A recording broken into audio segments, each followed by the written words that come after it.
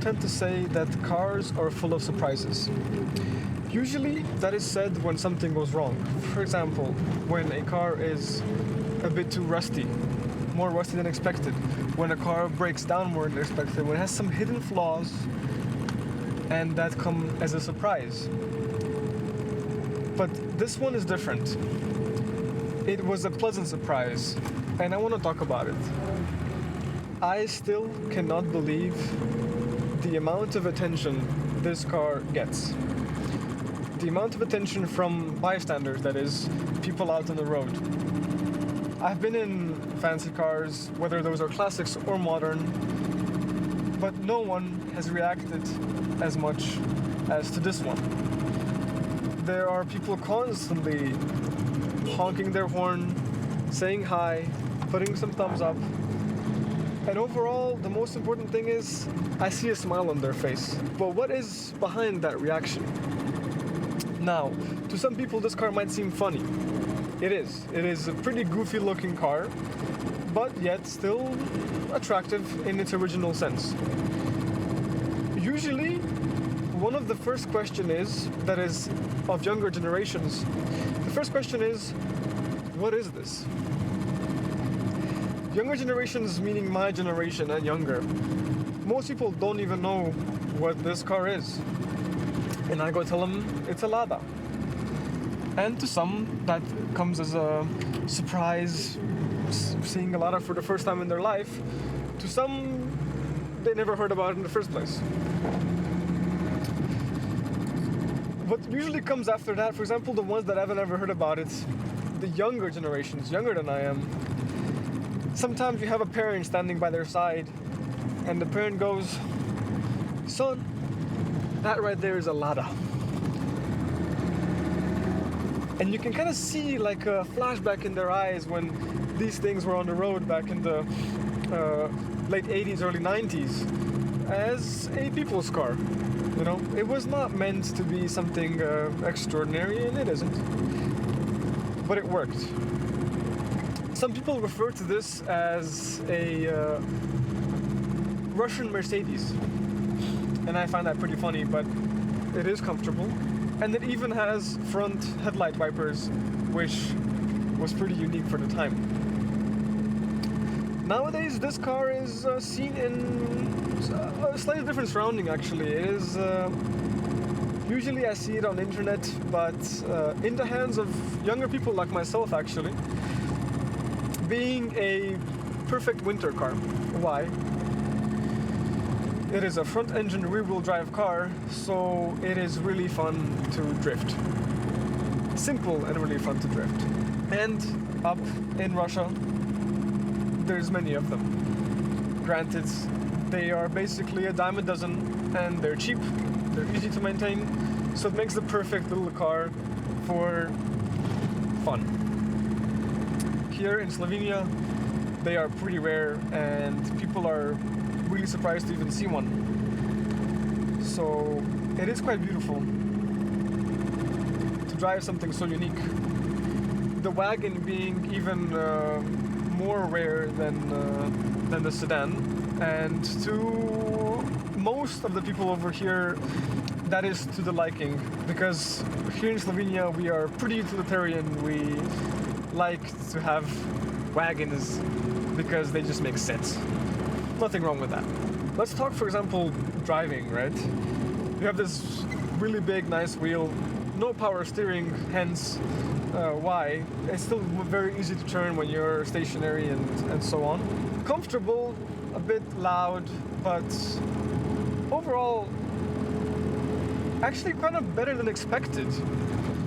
For example, around the city, you don't feel the speed as much. You're often going through the 60km/h zones and you're kind of doing 70 already, and you're like, whoa, I should slow this down a little bit. However, once you get into the open roads where you're doing 90km/h, sometimes plus, and you do see the difference. You know, it is quite underpowered. Once you go up a hill, it can be compared to the Cadet that I filmed a while back. You can check out an episode on that car as well. And it is just a It has a bit more power than that one, so it's all right, but load it up and you'll have quite a hard time getting up a hill. Would I drive it every day? No. I have one problem with this car, and that is the gas pedal. While the clutch and the brake are pretty much on the same level, the gas pedal is a bit closer to myself and a bit further down. And somehow I find my leg being in a pretty weird position. It's usually off to the side a little bit, and my ankle starts to hurt. So for being in the car for a long time, driving it through the city, where you're moving your legs a lot, it does get pretty tedious. But I believe that's a matter of preference. Other fun facts include the steering wheel. It has an indent along the inside of it, basically, where you could rest your thumb. So on modern cars, you have like a little grip on the steering wheel, so that, you know, for usually on performance cars, you have like a little hunch that you can grab onto and really turn the wheel. This one has a space for your thumb to sit vertically when you drive it. I guess the way it's supposed to be driven. Servicing is actually, I would say, easier than on most cars. The engine is kind of funny. It looks like just one big stone. It looks like a stone that's been sitting over there and has been somehow shaped, molded into being an engine. While we're on the topic of the engine, it's really funny to see you have a light bulb that is inside the engine bay, so that when you work on it, the manufacturer provided you with a light, so you're not in complete darkness. Because, well, roadside repair might be common, but luckily you can mend this thing with a rock. This probably happens on quite a lot of classic cars, but I found out about this habit on this one, and that is that I sometimes like to turn on the turn signal through the steering wheel, because it's right here, instead of, you know, usually you have the switch on the back side, but here you can actually use it through the steering wheel, because the turn signal stock is shorter than the one for long beams. So yeah, there's two of them instead of just being one for both, and hence you can use it in multiple ways. So this is an example of driving 80 kilometers per hour, 90, and this isn't very fun. This also goes for the video of the cadets. I've had feedback from people saying that it's weird that the car has a top speed of 90 kilometers per hour, but what I was referring to in that video was that the car is comfortable at that top speed. So for example, same in this one, 80 is where you want to have it. Much more than that, it just gets obnoxious. I mean, you can definitely put a speaker in the car. That's what we always do. We put, you know, like Bluetooth speakers in these cars and make the noises go away by turning up the music, but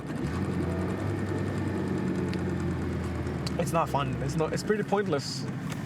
These cars are about taking it easy, taking your time, going slow. There's two people laughing at me right now from the back, and yeah, it's funny because people don't see this car ever. They don't know what it is, but I find that pretty interesting and a pleasant surprise.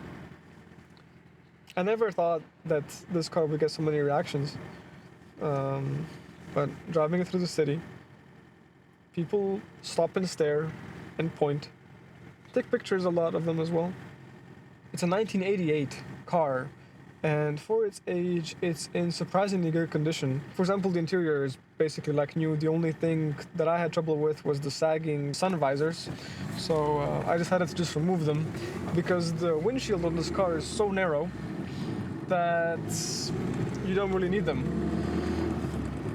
And that was, well, an easy fix. Lada is quite well known here in Central Europe, and that is for their resistance to change. Why change something if it's already good? Seems to be the motto for Ladas. I did enjoy the ownership of this car. I mean, I think it has a lot of potential, it has a bunch of character, and it's overall a good car. You know, when people walk by, some of them taking pictures, they always say, now that's a real car, and it always makes me laugh. But realistically, a lot of people like it. A lot of people enjoy seeing it, but I really doubt that a lot of people would actually own it. Up to personal choices. That's my take on it.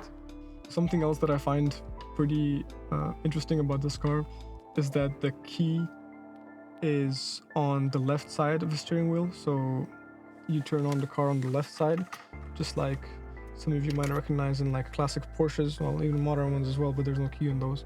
So the key is on this side, and well, put a little bit of gas in there as well, and she comes back to life really quick. I really appreciate you coming this far in the video. Don't forget you're watching Japs, and stay tuned.